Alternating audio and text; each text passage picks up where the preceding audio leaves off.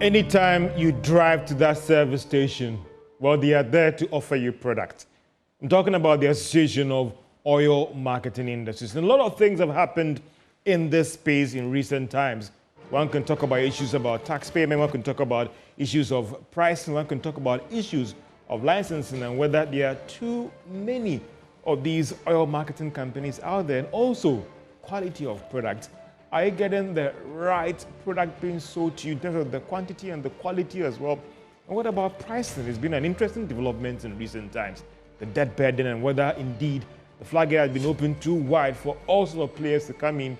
Well, on PM Express Business Edition, we are engaging the new Chief Executive of the Association of Oil Marketing Companies, Dr. Robinson, upon as to throw more light on this industry and whether indeed it is heading towards the right direction or they are facing a lot of challenges. How do their actions and inactions affect you as a consumer out there? All these issues wrapped up on PM Express Business Edition on the oil and marketing industries. We'll be right back after this break. Welcome to PM Express Business Edition as we throw the light on the oil marketing industry.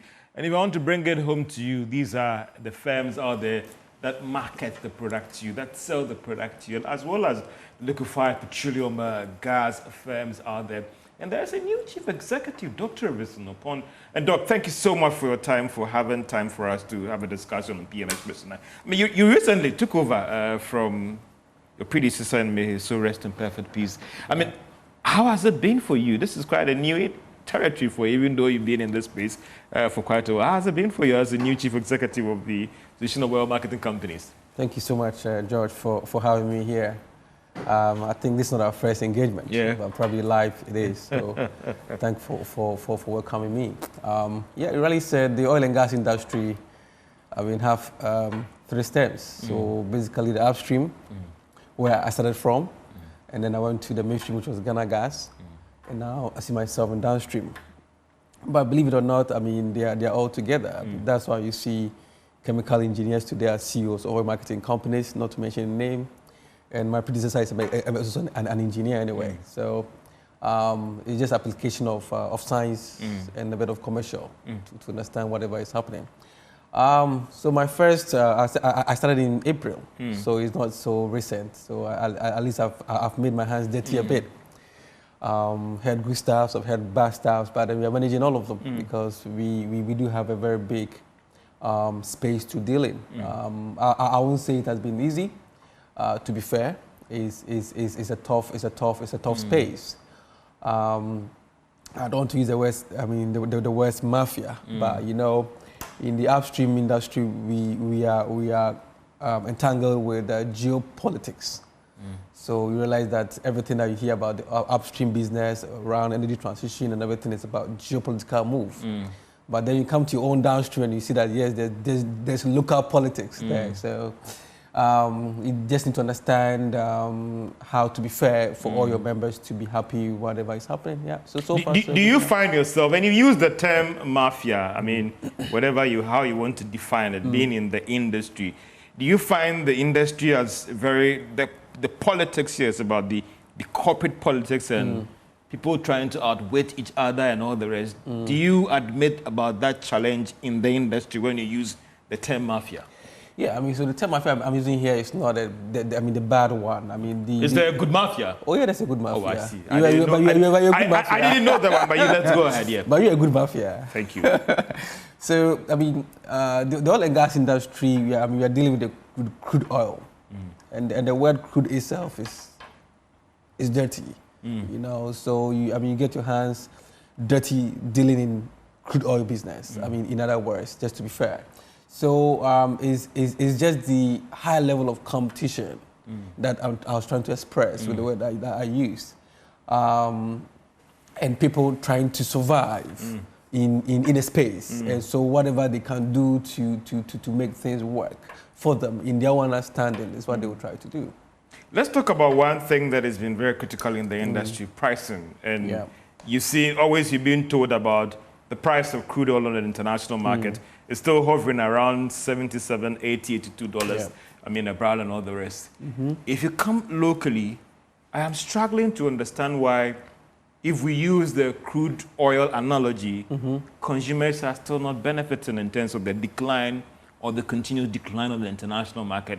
Yeah. Prices are still high. Yeah. We've seen this window. Just a few of your members have gone down. Others have stayed quiet. Yeah. If you look at all the variables that should warrant a review, what is happening? Why are we still paying that high level of prices anytime I drive to the service station to get a liter of petrol? Yeah, I mean, I think it's a very sensitive question. And it's not only boiling down to the pump prices. Let me just take you back a bit, and I think I'll also come up to answer your question. Have you realized that when pump price go down, truck drivers don't reduce transportation costs? Yeah, because there are other variables that impact on the price. Exactly. Pricing of transport fares. Fantastic. So when you study economics, you've realized that Ghana particularly, among other African countries, we've got to a stage where we've allowed ourselves to have a staged inflation. It's just fair that I've seen it in Europe, I've seen it in America, I've seen it in Australia, where price of stuff go down with a benchmark price. So if pump price go up, transportation price go up because there's a price build up for it. So when that price build up, that's the fuel component goes down. I expect transportation price to also go down and food stuff also go down. But they don't. I mean, they are stabilized. But when fuel price goes up again after coming down 2 times, they start making noise. Oh, it's gone up again. But they refuse to understand that it went down some time ago and it didn't go up down as well. I mean, just to let you know that it's not only in this area. Today, we'll take a look at 1 liter of petrol or diesel.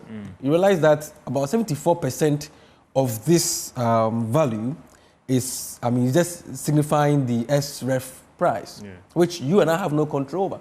That is margins, levies, and taxes? No. That's how much a BDC will literally sell to an OMC. Sorry. So that's how much a trader will now be trading at with a Platts as a benchmark price, which you and I have no control.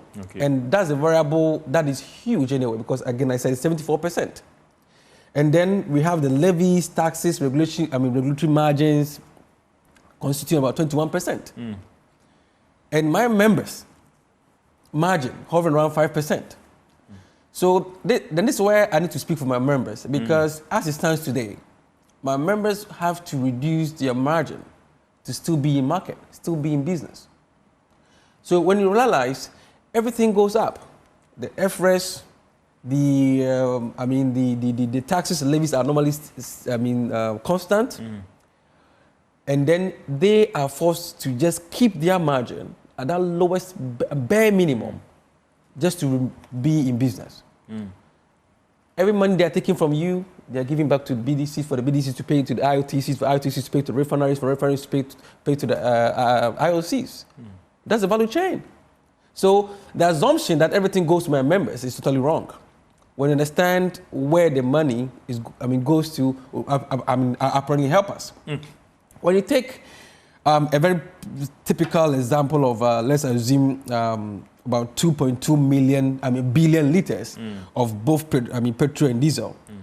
The levies, taxes, and margins from regulatory point of view is going to hit about, let's say, 7 billion cedis.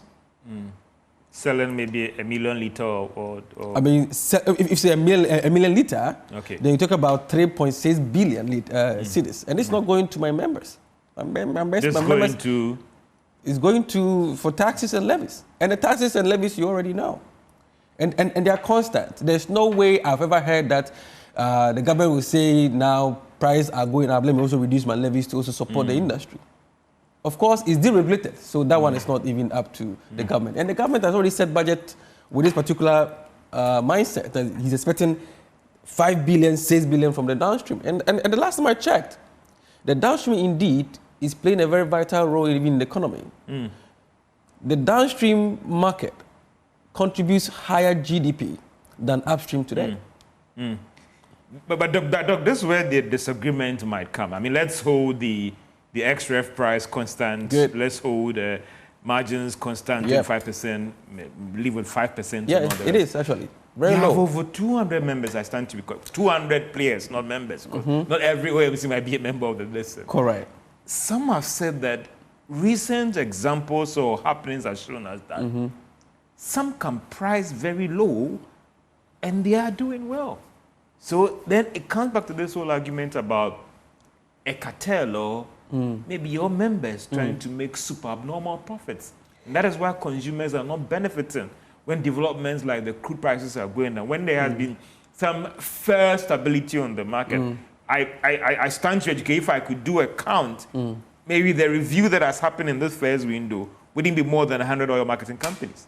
So why do we always have the argument coming up when it's for reduction that, oh, this cost, that cost, that cost.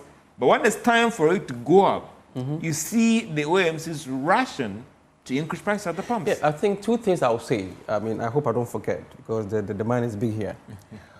You know, when I buy a product today from a BDC, at a price, let's say seven cities, and it arrives at my station, and the price drops at 6, I can't go and pay 6 to the BDC.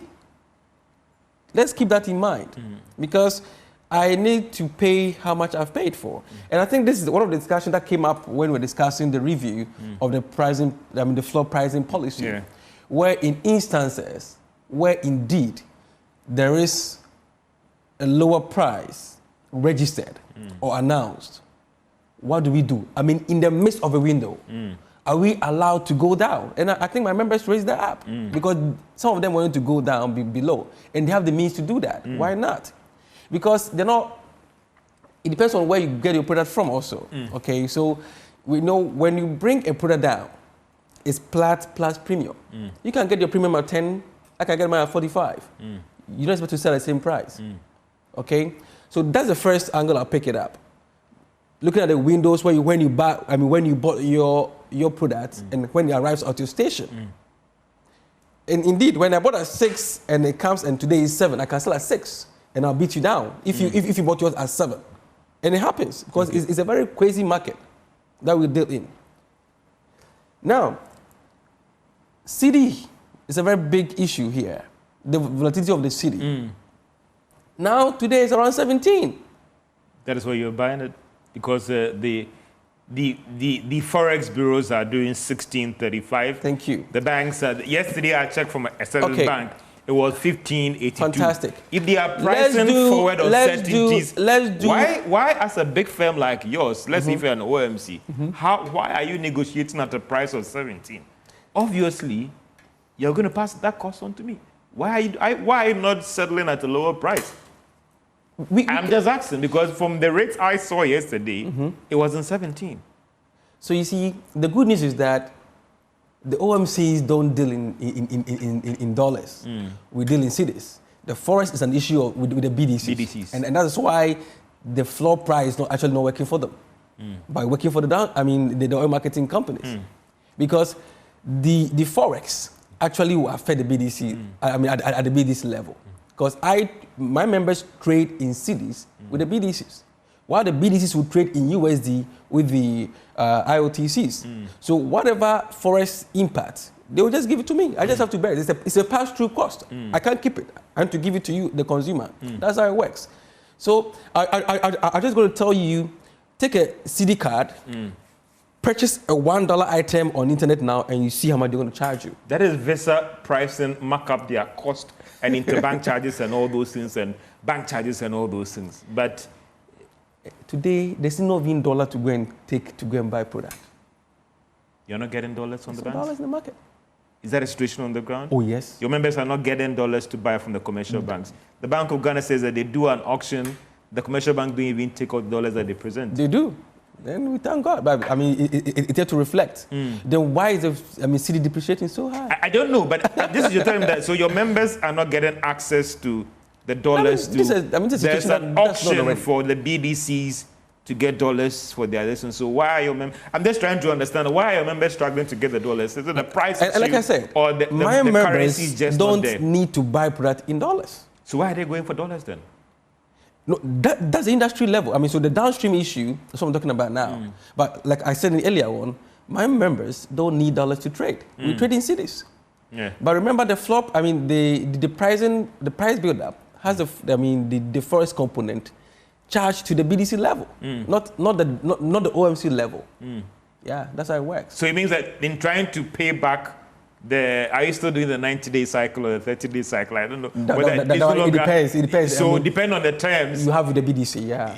It's better for you to have exposure to dollars, so when the payments can be simplified for you. That will not work because we are selling in cities.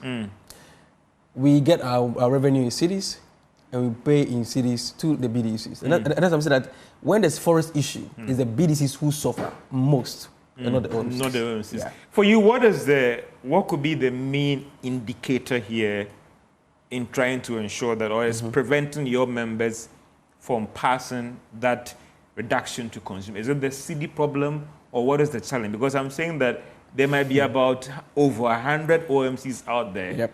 But with respect to what has happened over the past 2 weeks, not every OMC have reduced their prices at the pumps.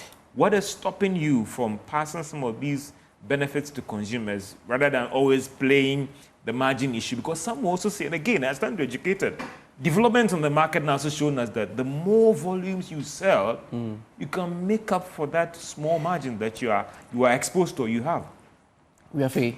There's high competition, huge competition. 70 oil marketing companies on the streets today, highly competing. I mean, I grew up in an area seeing only 5 filling stations. I mean, where I grew up. Today in my area, I mean, my neighborhood alone, you see about 20 stations and different brands. So it tells you that the competition is high, you know. Those who have a lot of stations are able to do that volume compensation stuff. And that's, I mean, pure economics. Because revenue is equal to what? The volume times price. So you can calibrate any variable, be it the volume angle or the, what do you call it, or the cost, and keep your revenue constant. So if you say, I want 5 million from this, out of this volume, I can sell at this price and still get my revenue. That's my overhead cost. That can work for you. I mean, we do that analysis even upstream. But today, when you do have a pass-through cost that is given to you from the BDC level, George, you have no control over. And I think I said a very simple example. If I sell product to you at 7 cedis, and you go and sell at 6 cedis, you're still going to pay 7 cedis regardless. I don't see you doing that. But see, one of the things that I've seen members also do is now doing what do you call it? A bid for supply. So they're able to get a cheaper cost of what? Product. Because they buy in high volumes. So then you buying maybe 7,000 or 7 million and he buying 20 million, he will get more, discount than you. That's another good tactic. That's also happening. I said that my members are coming up, some of them anyway, are coming up with, serious and stringent strategies to make it happen. While others are just copying and pasting pricing. So I see that my neighbor is selling at 13, so I also got to sell at 13. When you know that where you bought yours, you should be selling at 14. And therefore, what happens is that, they either will not pay their levies and the taxes. That's another issue that we are dealing with now. Issues, or failing to pay the BDCs. When I had a meeting with the Association of Bankers of Ghana, one of the key things that they told me was that, hey, look, your members are owing BDCs, and BDCs are not even able to pay us. And they can show it. BDCs like this. Where are the products going? Because it's in your car. No, but I'm saying that unless they are giving it to credit to the companies and consumers that drive to the service station.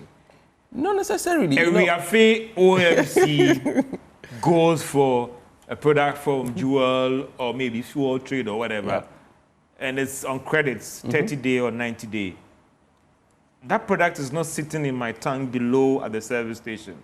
That product has been sold. So obviously, unless you are seriously discounting those products, therefore, you're not making any revenue, or they make the revenue, they quickly want to turn it around, and they delay making the payments. What is happening? I mean, you've actually made mention of some of the challenges that we do have.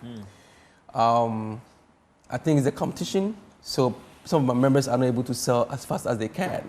Okay, so they do have stock in tank, waiting for a good price to sell. And some are also, like you said, just flaunting the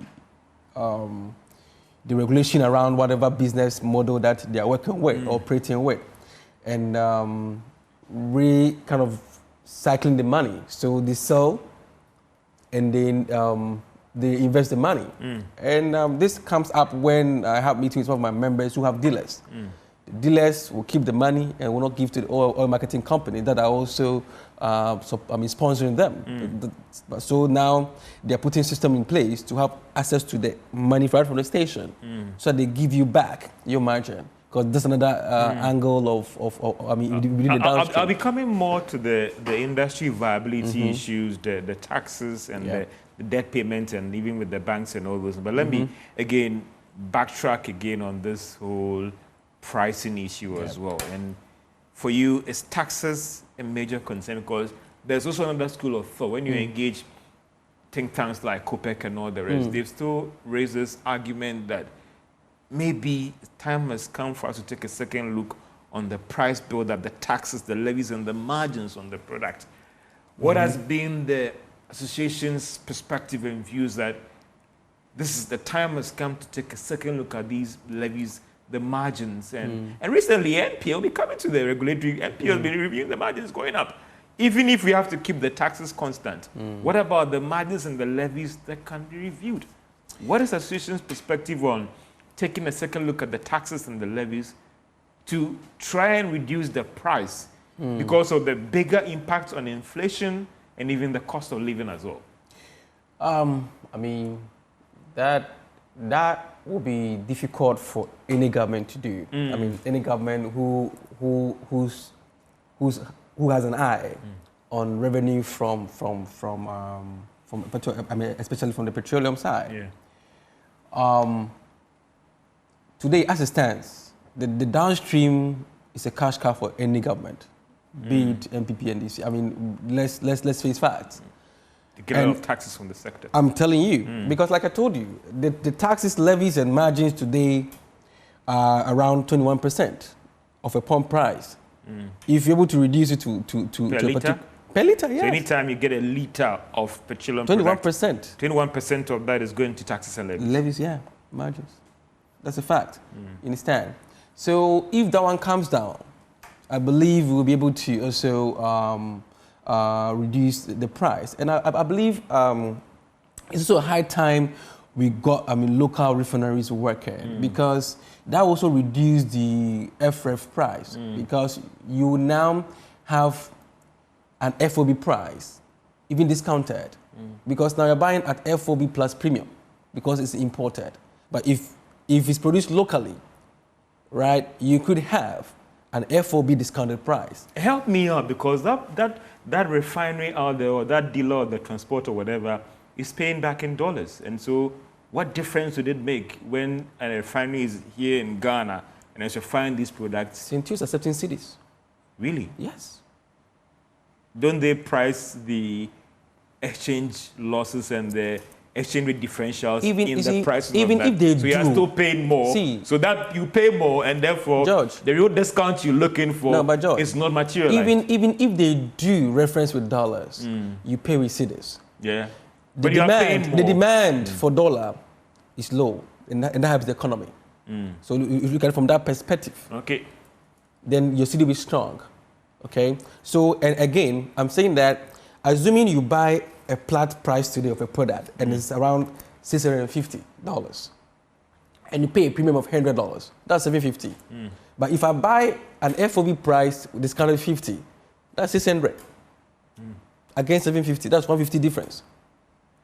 How much have you saved as a country? That's what I'm talking about. You talked about Centio. I mean, how much are they supplying on the market around figure? And are your BDCs or your members getting some product from them? They've been on and off. I mean, as and when they have crude oil, they refine. As and when? It means that it's not been... No, it's not been consistent. What are they telling you about the constant supply of product? What is the problem? I've not dealt with them. I've never met them. Your members have dealt with them? No, my members cannot deal directly with them. Need to deal with the BDCs that are getting product from them. Fantastic, yeah, for sure. So why are they not getting a 24-hour, not economy, 24-hour service product to your members? No, that's the availability of crude oil. Dangote just started refining after building a 650,000 capacity of refinery in Nigeria. You couldn't get crude oil from a country that's producing 1.25 million barrels of crude oil. Is it not a price issue? A Jubilee GNPC will prefer to sell at a premium price outside than selling to a thermal oil refinery or a Centio. That's geopolitical. Because offer a better price and they'll sell to you. That's geopolitical. Your crude oil has already been sold before it was produced. Because you've taken loan ahead of time with it.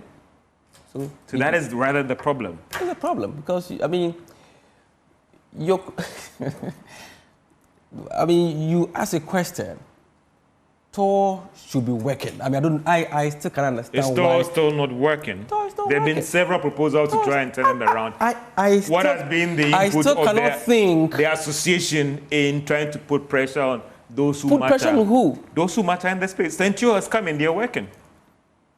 It was commissioned by the president. You're talking as if you're not in this country. No, I'm asking you are more detailed in intelligence, industry intelligence, and the mafia information than I do. And that's why I asked myself that why is all over the years, I mean, what you are privy to and looking at the benefit that it brings to your members, putting pressure on those who matter. Why are you putting my members in this status quo? No, because you are the beneficiary of my members. I know, but I'm saying that you can put pressure on those who matter that, listen, if Tor is working, the indirect implications on our business is good for us.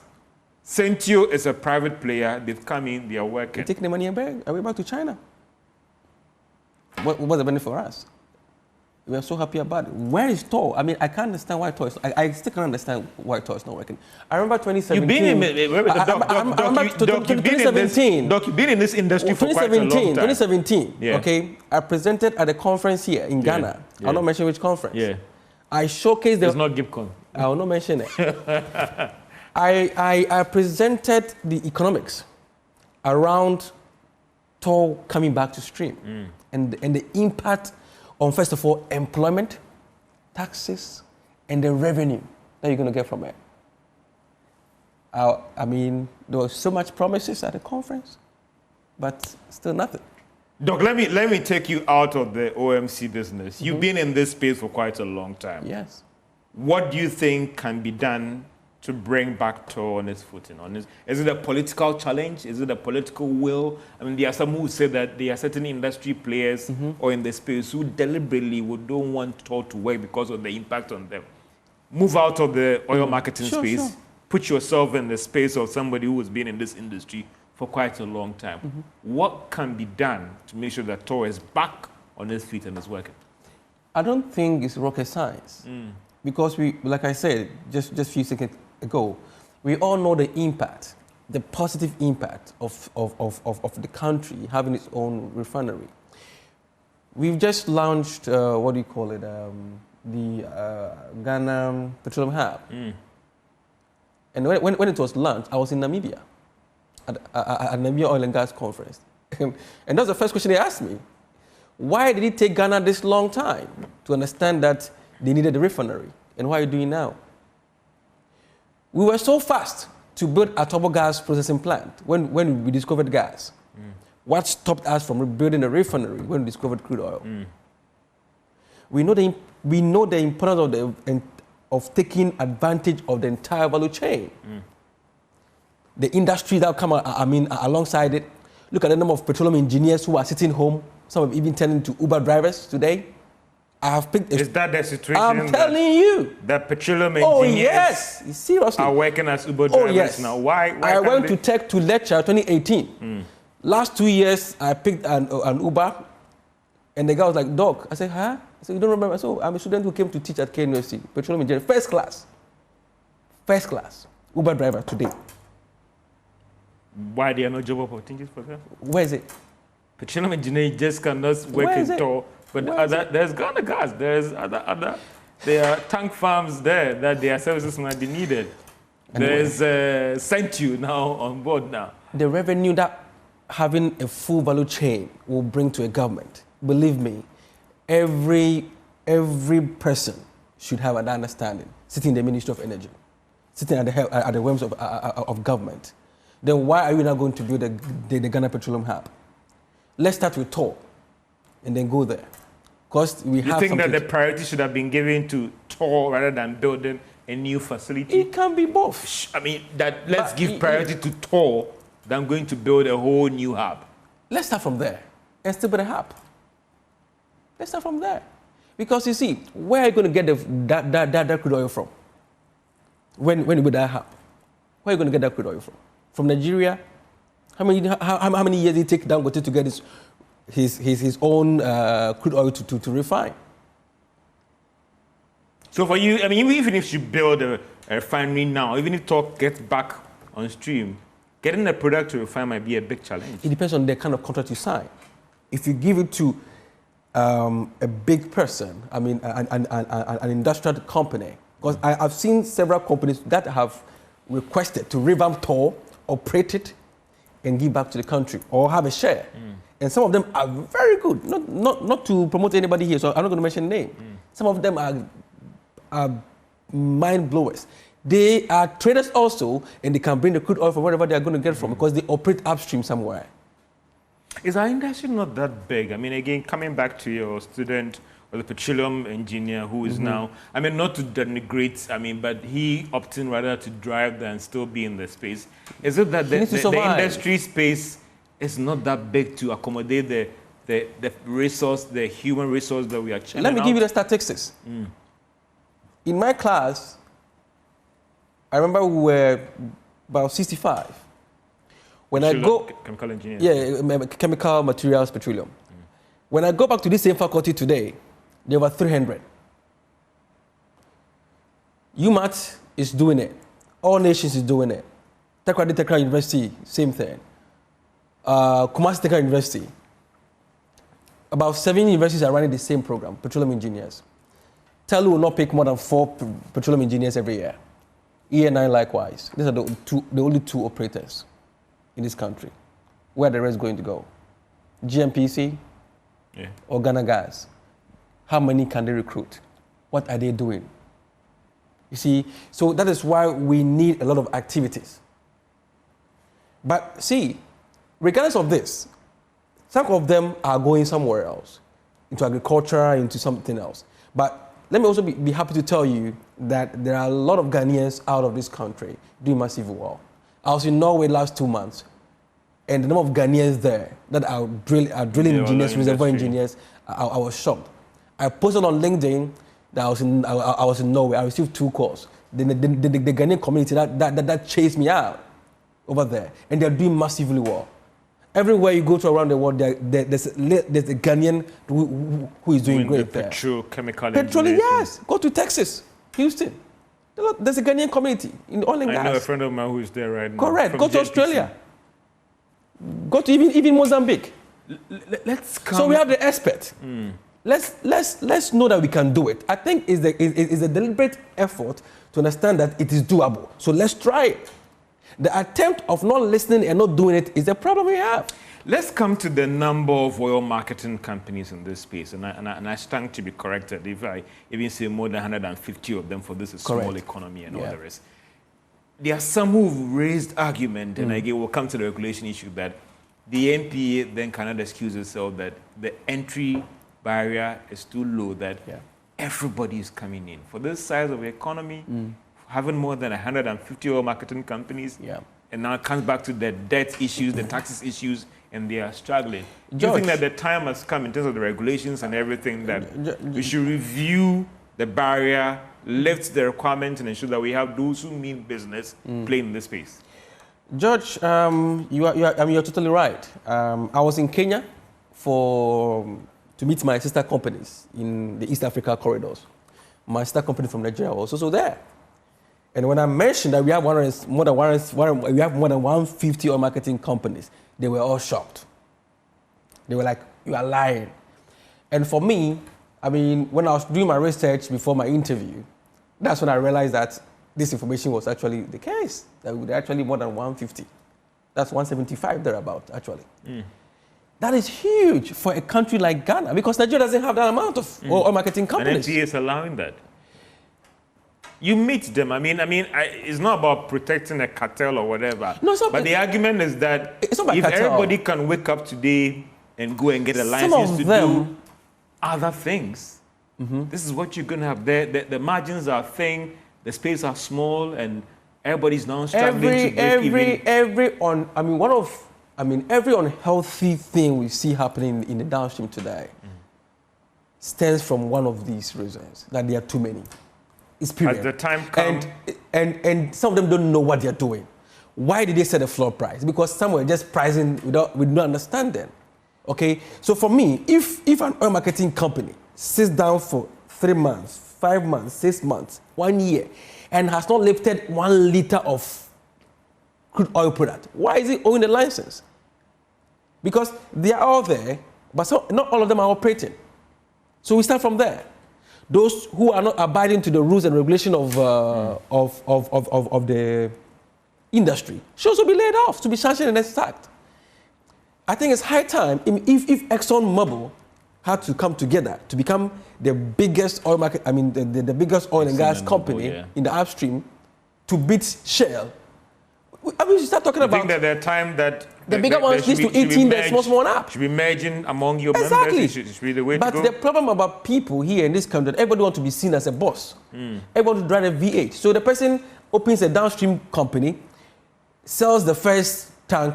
Instead of going to pay the BDC, pay the bank duties, he goes and buy V8. Should the MPA move and take that step in trying to review these requirements and move to raise the entry barrier and ensure that any firm that is not complying, they should be flushed out? Is it now or never? Oh, I think it should be now, and it should have been long ago. We should have got to where we are. I know you've been engaged. There have been some meetings, and what is the association telling the MPA? Not telling them how to do their job, but I'm saying that if you look at what is happening right now. I love that statement. Why don't you tell them that, listen, as a regulator, I think you need to act now to save this industry? No, it has been recommended already. And what did they tell you? They're working on it. And that's why 13 oil marketing companies were recently... because of the levies they were not paying? Because it wasn't because of... Or what were the issues? No. Their case was different. So what were the issues here? Compliance issues. Not meeting the requirement, the 7 stations. But believe me, you cannot break even with 7 stations. Come on, guys. Let's work on economics. It should go to 15. Has the MPA given you that signal that things are going to change going forward, and in terms of enforcing the compliance button, we could be seeing more of the OMs? Because I remember when I put these issues to the NPA, the concern too is that they want to tread cautiously, not to come across as if there is some level of high-handedness in closing down businesses, because these firms are, no matter how small they are, they could be employing 2 or 3 persons out there. If you shut them down, it has implications on employment. So you look at it from so many angles. We are not saying those who are doing good, shut them down. If someone has employed 10 people in office, he's paying his taxes, he's paying his levies, why shut him down? So the non-performing ones, you want the MPA and they are there are a lot of them. There are a lot of them. And so you start from there. Moving ahead to, no, like I said, 13 are done already. Have they given you an indication that going forward, we'll be seeing more of them going? We're having dialogues, yes. The dialogue should give you a fair idea that, listen, we have about 20 companies penciled down. By this period, if this has not done, we are moving in to close them down. Correct. But then that's the MPA level. But they would definitely communicate to you. when they issued the revoked license, I have a copy. But that was just 13. I'm saying that going forward, have they given you that indication that... Oh, yes. I mean, we are, like I said, we are in dialogue. So we hope that some of them also come out.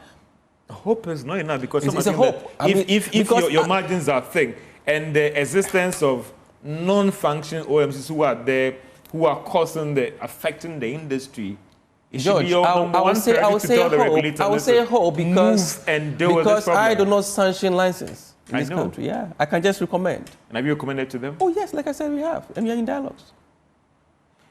Let's come back to the debt issues, and there are a lot of your members out there, oil marketing companies that are failing to pay taxes to the state, levies, indebtedness, and all the rest. What is caused? Are these members in good standing, or again, it comes back to the problem about firms that have gotten, or let me say OMCs, not members, gotten licenses, and they are just using it for other things, and that's why we are seeing this. If you want to talk about, good standing staff here, that's another 2 hours discussion. Okay, don't worry. We'll try and summarize things. It is so unhealthy. I mean, you know, Ghana, we have future, and sometimes my greatest worry, George, I'll tell you today, and I'm happy. I'm actually saying live. My greatest fear is not about our leaders who might fail us. My greatest fear is that people like you and I who will reconsider leaving this country in the future. One of my mentees called me that, Doc, I have a job. I mean, I have to go to the US. I've got my US visa. I'm going to school, scholarship. With understanding of the caliber of person Ghana has lost, I cried. Knowing what, that he will not come back. And even me, people ask me, why did you even come back? You were doing well over there. Why did you even come back here? Ghana has prospects if we do things right. The issue of doing things wrong is where, it's why we've landed where we are. Okay?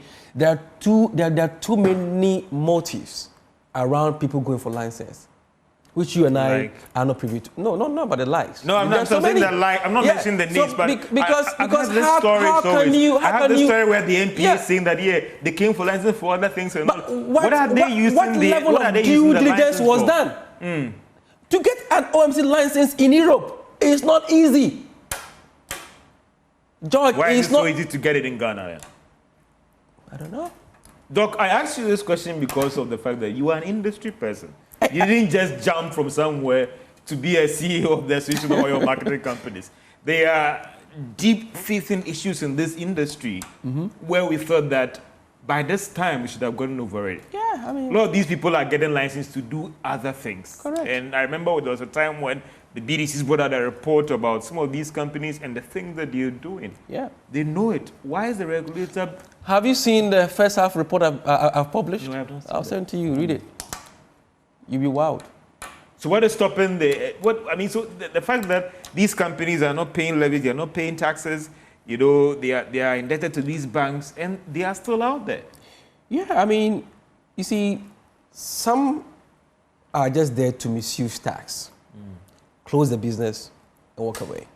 And move to operate another company. I mean, there are reports, and I stand to be educated, where they are closed down and they come up again as a different name. That's what I've also heard. I've also heard. I mean, no. You cannot tell me that you've heard. I have also heard, and George, because I do not have, as of today, the details of all the directors of marketing companies. I have some of them, those who are fairly and diligently registered with the association. We have them. So I cannot say that I see name A and name B in these two companies.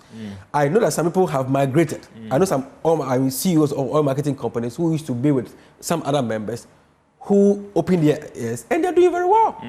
Star Oil came from Guao. We know some companies that came from other companies that are doing well. Yeah. Okay. Yeah. So that one is there. Okay. But I'm personally worried if it is true that somebody open, what do you call it? An OMC, deliberately misuse tax funds open a new one with the same directors, I mean, that would be very, very mind-blowing. So it all boils down to what level of due diligence was done before that certificate was given. And if someone owes the state, should it take the state a day or a week to chase the person for the money? I know you want the regulator to do their work, Easy. but also as an industry player, Yep. as an association of oil marketing companies, Yeah. what stops you from coming out with a list that these are members in good standing? And these are Fantastic. as firms pay Right. our checks are in good standing. Maybe not to mention, but because of legal no. issue and suit and all the rest. These are firms out there that we think that, listen, we recognize them. So what... You might be doing the MPA job for them, maybe. No. You see, don't say that again.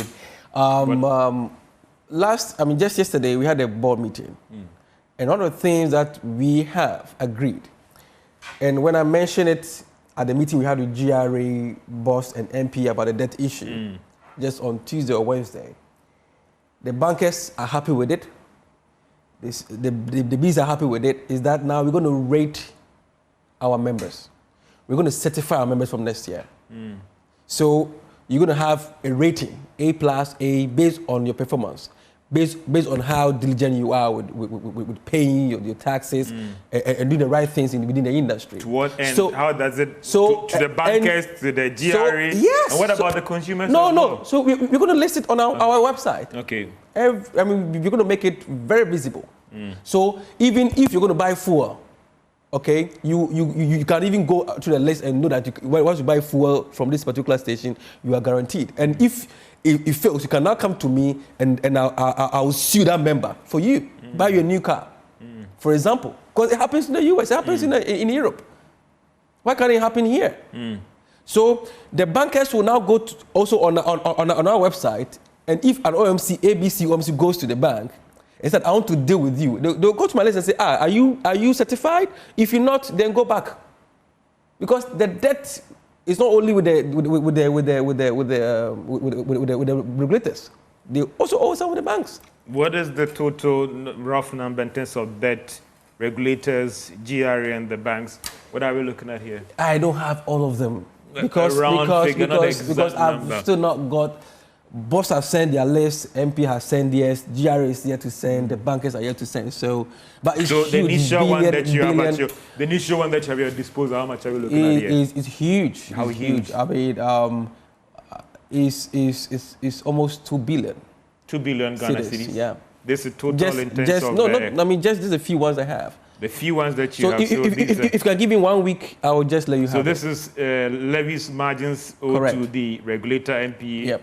Ghana Revenue Authority in taxes. No, Jerry is not part of this list. This is just to the MPA, right? Yeah, and BOST. And BOST. But we understand some of them are also owing GRA Yeah, they do. taxes as well. Correct. Has it gotten to And the banks. And then the banks. So what about GRA and the banks? Any fair idea about... No, I don't have it yet.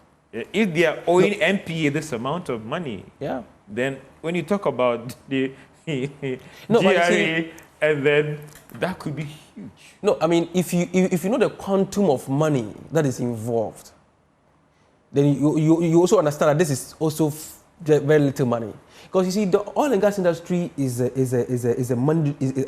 cash drunk, what do you call it, sector.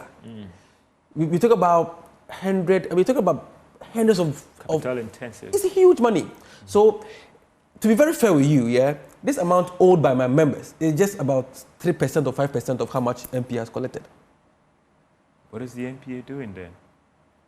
No, do you understand what I said? Yeah, just 3%. It's a minute. I mean, so it means there are a lot more firms out there. No. It means that MP has collected more than how much is owed.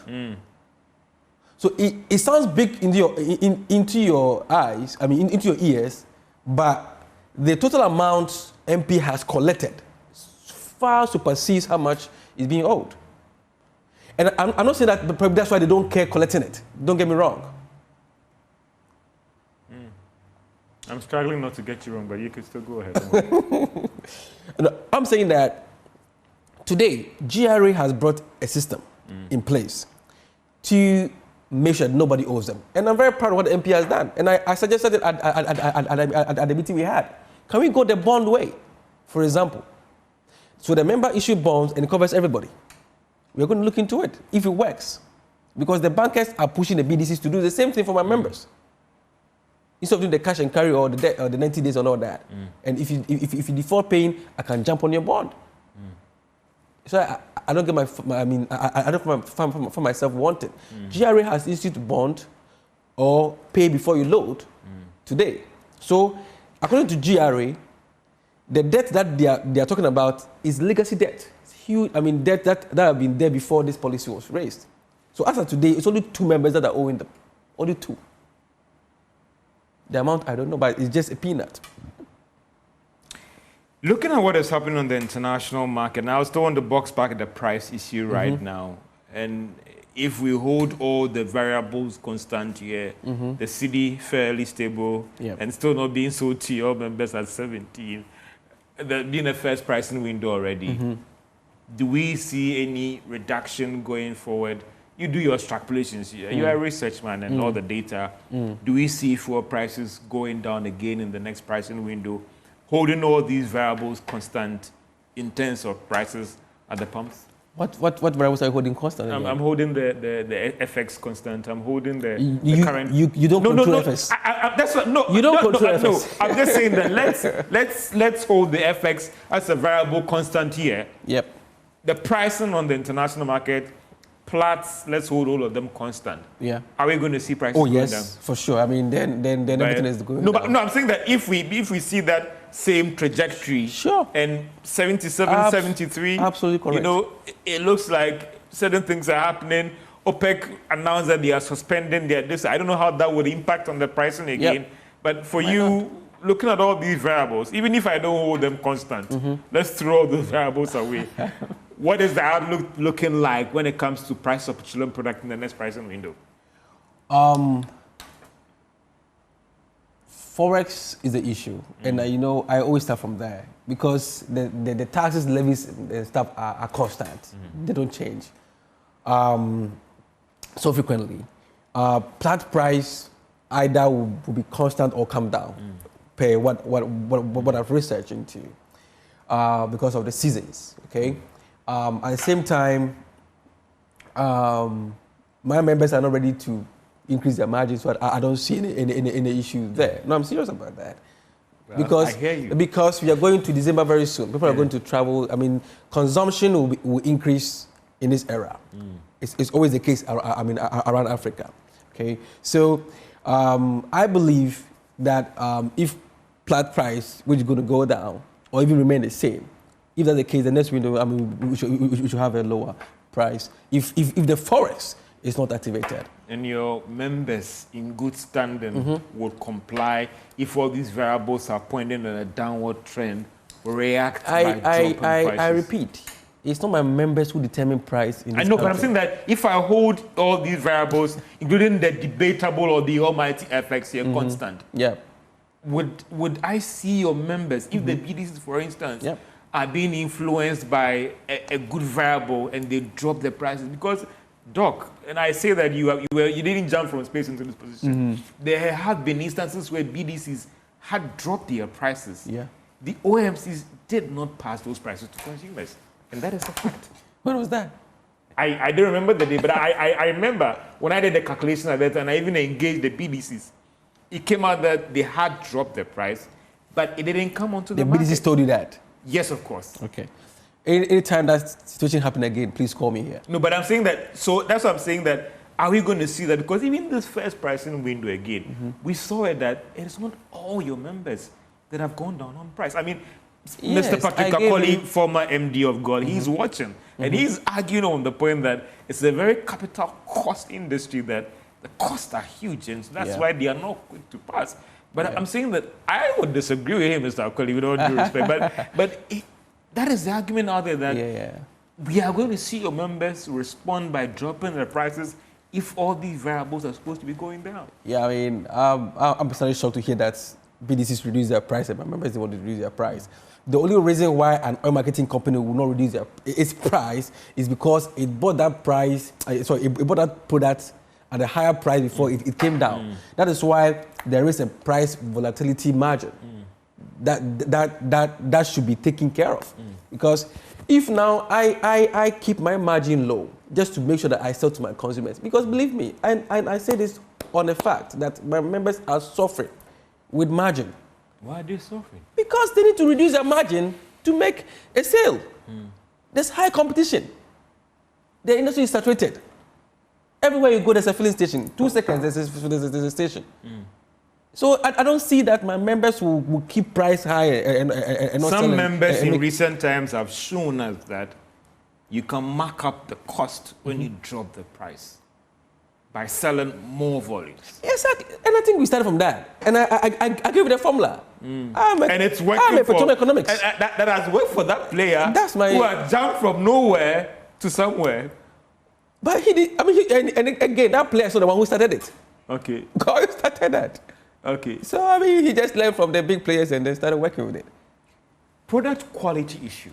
Are you worried? Because I'm in very recent worried. times, I'm very there are a lot worried. of things that have come up. And even there's a research recently from COPEC that said that the number one priority for consumers is the product quality. At least. Yeah, you're right. No, what is happening? Yeah, I think I've engaged NP on that on several cases. I had 2 of my cars last year engine destroyed personally. Oh, yes. Is this gotten close a to Honda you? and a Kia. We thought you were immune from that. No, that's last year before I joined those. Okay. And it is just terrific. You buy a product, it's sold to you, it's not free, and you damage your car. And you see, it's only in this country that can happen to you and the company goes scot-free. This cannot happen in Europe. Should the back stop with the regulator? We should be the back. What happens to the regulators? That the value chain regulators that should ensure that anytime a product is dispensed from wherever to the final destination of a service station. So George, ask yourself, why is it so much money on the price build-up from the services provided by other petroleum service providers, PSPs?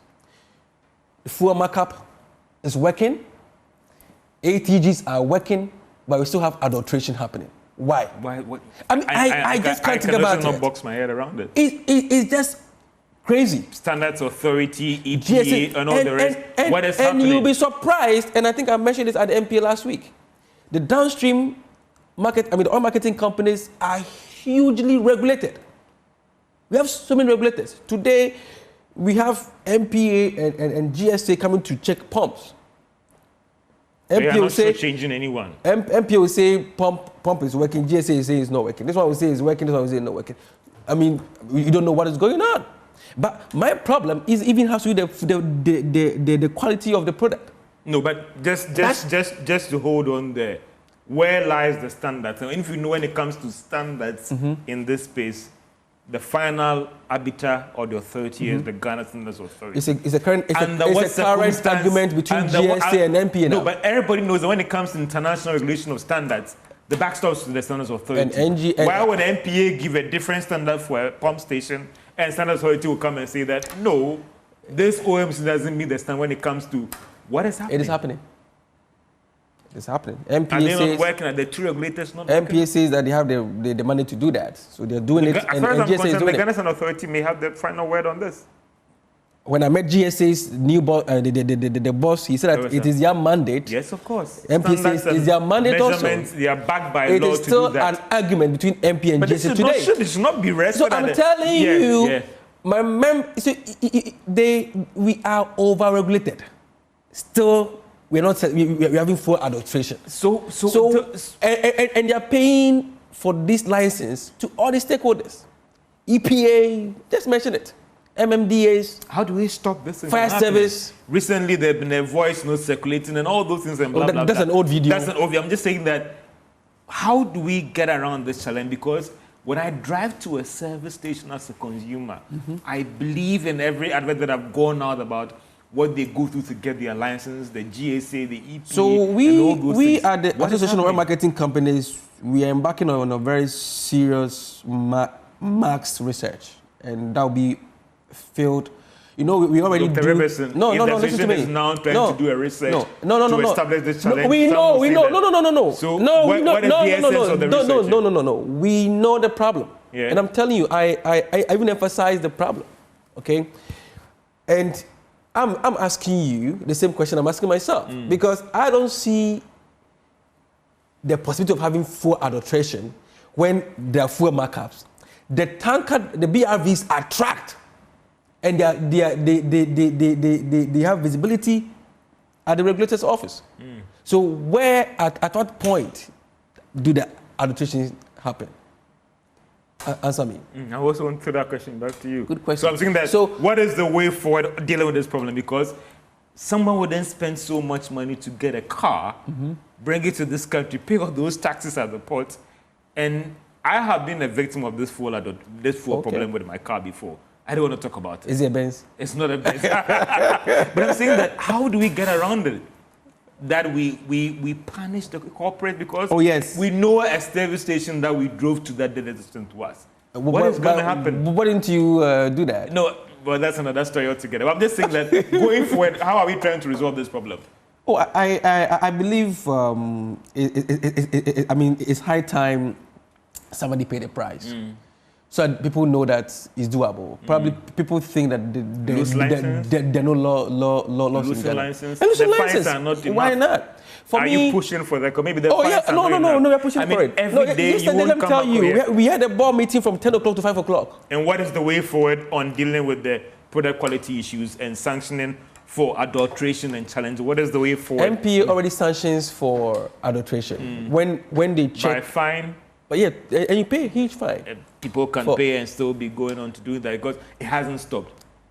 It's still happening. Yes, it's still happening. So I'm just saying that for you, what other new proposals are you pushing forward, even within the industry regulation or within the peer check to deal with this challenge? So for me... Things like it rained and the water went in. You're supposed to have systems that are supposed to be waterproof and all the rest. Exactly. So that's what I'm saying that, when I came, something that we were bank on, I think we've done about 113 stations across Eastern region, Western region, and Ashanti region, where we did the mystery shopping, as we call it in association level. So we come for an unannounced visit to see how they are operating. Yesterday, my board has given me the mandate to add on certain parameters, which I won't say here, because when I say here, they go and prepare themselves. So we're going to add those to what are the things that we check already. We come, but we don't sanction you. We do our inspection, we meet the manager, and we let the manager know what is wrong, what is right. And one of the first things we check is that fuel, that water accessibility into the tank. That's the first thing. So if you check our social media posts and you see us on our mystery shopping, most of the times we are standing on the tank where the reservoir is to see how the sealing system is working. About 90% of them are in good shapes. 10% of them that we've seen are not. And we write to the oil marketing company and tell that, see, this station at this particular city, this particular point has this issue, deal with it immediately. Because if MPA comes to you, they will sanction you. We are precautionary because you are a member, okay? And we adding 2 variables is going to help us make stringent effort. And I think you've made one statement 2 times, and I really love it. We don't want to be seen doing MPA's job. We are there to support MPA. But nothing is wrong with we are there. peer check among your members. In other industries, they do that where they check themselves to ensure that the image is right. See, I have access to. I think MPA is my second office. I'm almost there every week, and their door is open to me 24/7. We have dialogues, and we tell them. My hope, and I'll say hope again because there are so many things we push on their table that they also have their plan, and they need to readjust to also accommodate whatever we are saying. Because one of the biggest issues we have today is even the zonalization. What is that one? Zonalization means that if you're in Takrady, you cannot come and pick product in Tema. Why? You have to pick in Takrady. And when there's no Takrady, when there's no fuel in Takrady, there was no fuel in Takrady from Monday. MPA authorized my members to now live from Takrady only from today and tomorrow. So from Monday to Wednesday, there are no product in Takrady. and you cannot come to Takoradi and lift it. My member will take a truck to Takoradi, empty, to load and then supply his stations, only to be told that, oh, come back empty again to Tema, and now lift and take it to Takoradi. That's one of the scandals that probably needs to be discussed going forward, because it has outlived its purpose due to the level of competition that we have now. It comes back to the question of what is the level of the relationship between your members and the National Petroleum Authority because of the regulator relationship, because it appears that there are a lot of things happening in this space right now that raises a lot of questions about what is happening between these two players, the players and the regulators. No, we have I took over in April, and the association have a very good relationship with the MPA. There are times certain policies will come, we have dialogue, we work on it. And there's some of them, we go back, we all come back, we go back. I mean, because it's all human, I mean, it's all people relations, you understand? It's not about imposing policy that will not work or affect my operation and strategy that I'm going to accept. Let's be blunt here. Do you see more of a headmaster-student relationship here, or it's more of a cordial relationship where do this and that's it? Or how would you describe the relationship? Oh, I mean, like I said, last 2 weeks, every quarter, the board of AMC and the CEO and directors of MPA, we have a meeting. And some of the things, the issues we have, we raise it. And personally, I don't wait for that quarterly review. So I have had engagement with MPA many times without even waiting for that major meeting. And I go and then we discuss.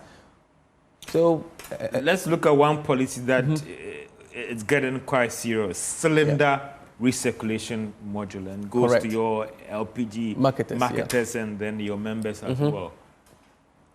I don't know whether there's been any meeting recently. It appears that there's a deadlock. The LPG marketers have taken quite a strong stance on this. MPA appears to have also taken a strong stance on this. Correct. What is the way forward? A typical example about the relationship between the MPA and you, the oil marketing industry, and the other players as well. Yeah, so I came to meet the implementation of this policy. What made me write my first letter to MPA on this issue was the $80 that was added to the cost of LPG, making the LPG price go up. $80 per liter or per... No, per MT, per ton. Oh, okay, sorry. So I wrote a letter seeking for engagement to understand why that.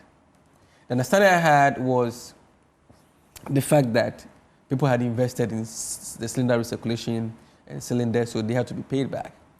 So the ordinary Ghanaian has to pay for someone's investment. $80 per ton. Per metric ton.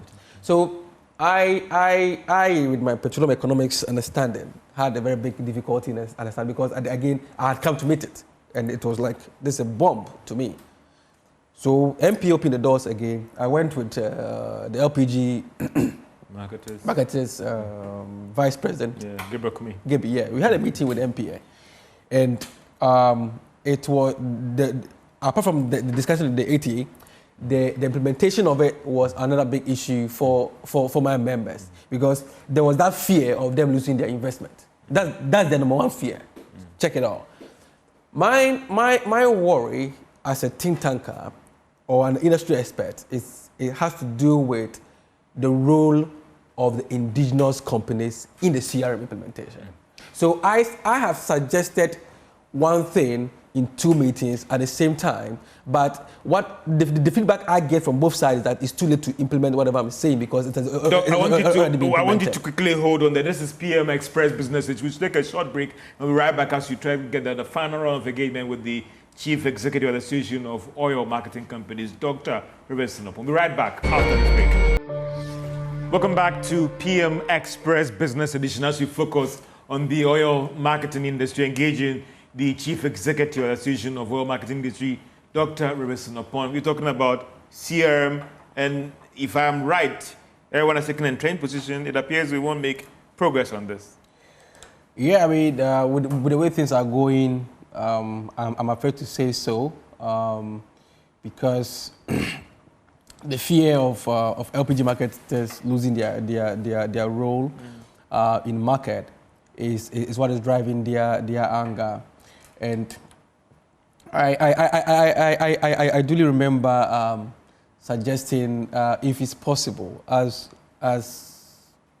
practicable anyway, if with exactly what the EV market is doing with the oil marketing companies everywhere. I mean, in US and Europe, EV points are in the filling stations or the gas station they call in the US. So you can still buy diesel in the US, you can still charge your electric car in the same spot. So I was suggesting anyway that if the traditional marketers could also have CRM as part of their business. So that is the cylinders. In branded differently. Yeah, it can be branded differently. But the MPA is saying that it defeats the whole it defeats the whole of the thing because they can't mix it up. Exactly, because currently is clear that the CRM starts with the bottling plants.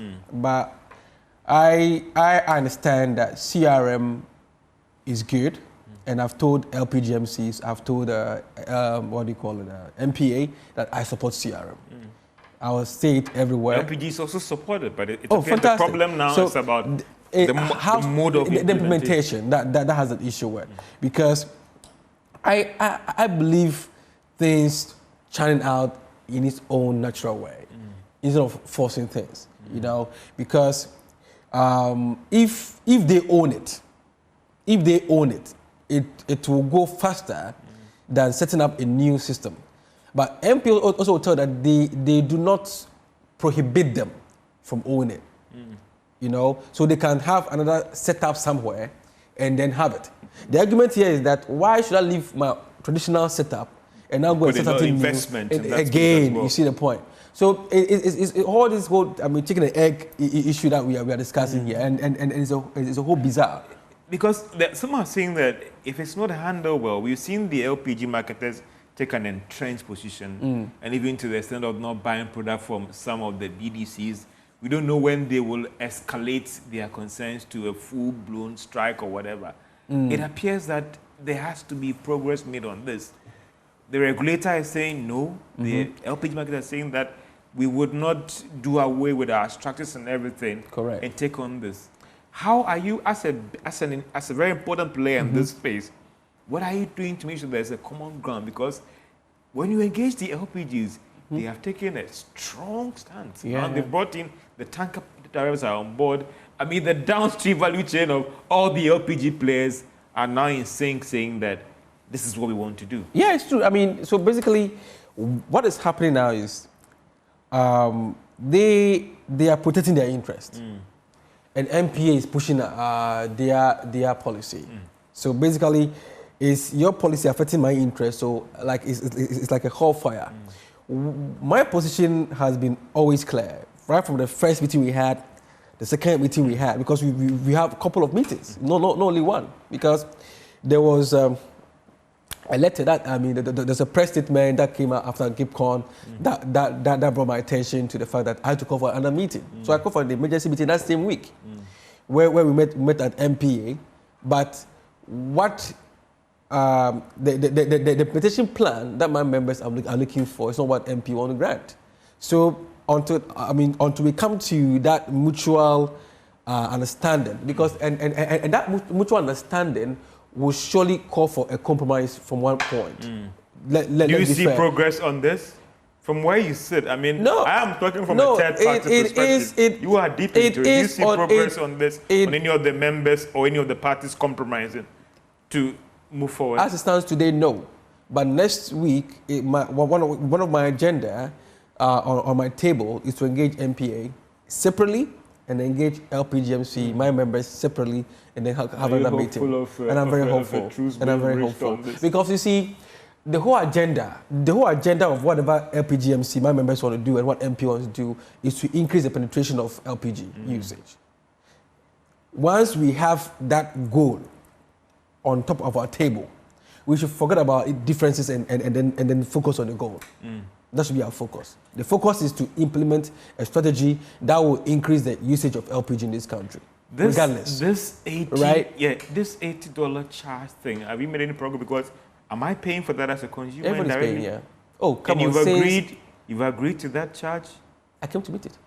But some are saying that it's not fair. I mean, why should I be paying for the cost of somebody who decided to invest in that space? Because if that due diligence was done on return on investment, then they'll get their money back. I don't need to pay for that. I mean, So the price build-up, okay, the price build-up takes care of everybody. But where did that $80 come from? No, so the price build-up has now taken care of the investment made by the bottling plant. With that $80 charge thing on so it's both the bottling plant and the cylinders together. I think it's 42 and 30, something like that. But why should consumers be paying for that? I stand to be educated because, and again, I said that. But who's paying for it? But I'm saying that why whoever is investing in this space should be able to do their own DV to show that in the next 5 years, I'm going to make a return on this investment based on products sold. Yeah. So why should I take, even if it's 1 cent, why should I be taking care of that charge as a consumer? Yeah, I mean, the product sold should have the cost of investment on it. And that's the product as a pricing issue based on all the market indicators. There shouldn't be a fresh cost in the margin or levy that I should be paying for that. But you're paying. Interesting. Doc, you have to draw the case. I know I'll be coming back to you again. Industry with a lot of issues that are in, but I appreciate your time. So this has been PM Express Business Edition, engaging the Chief Executive of the Association of Oil Marketing Companies, Dr. Robertson, upon wide-range issues. And I know that we'll be back with him again to look at how the industry is faring and in terms of the outlook. And Doc, finally, in just a second, in terms of the outlook, how do you see the industry? It's promising because, let me tell the truth, at the right time and at the right pace, those who are in just to play will be laid off. I can promise you. That self-correction will take place. This has been PM Express Business Edition. Have a great day.